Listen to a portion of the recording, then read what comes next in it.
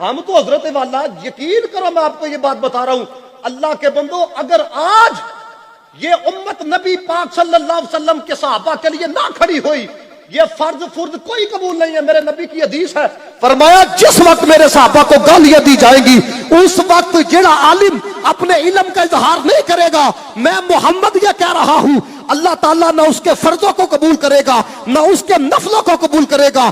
اس کی وجہ یہ ہے دوستو، جو محسن ہو ان کے بارے میں بکواس نہیں کی جاتی، جڑا محسن ہو جب اس کا نام آ جائے کھڑے ہو کے دونوں ہاتھوں سے سلام کیا جاتا ہے۔ وہ قائد اعظم محسن ہے تو اس کو سینے سے لگاتے ہو نا؟ کر سکتا ہے کوئی پاکستان میں قائد اعظم کے بارے میں کوئی ہلکی بات ہے کسی کے اندر ہمت؟ آپ اگر آپ بڑا اپنے آپ کو دلیر سمجھتے ہو، کر کے دیکھو، یہیں پر کوئی ایجنسی کا بندہ بیٹھا ہوگا کل آپ کو اٹھا کے لے جائے گا۔ آپ اقبال کے بارے میں بات نہیں کر سکتے۔ میں کہ اگر بابے اتنا ہی حضرت والا انسان کو چبھتے ہیں، اقبال کہتا ہے حاضر ہوا میں شیخ مجدد کی لحد پر۔ میں کہ اقبال کو بھی کہو کہ شرک کرتا رہا، تم اقبال کو نہیں کہہ سکتے۔ کیوں؟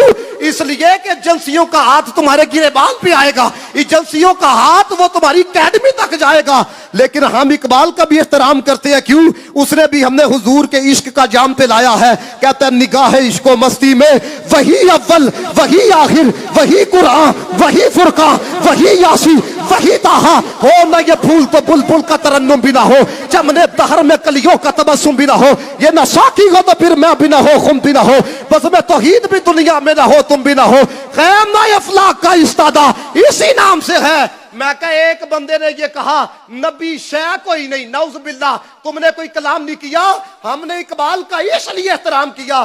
اقبال کہتا ہے آسمان بھی کھڑا ہے تو نبی کے نام کے صدقے کی وجہ سے کھڑا ہے۔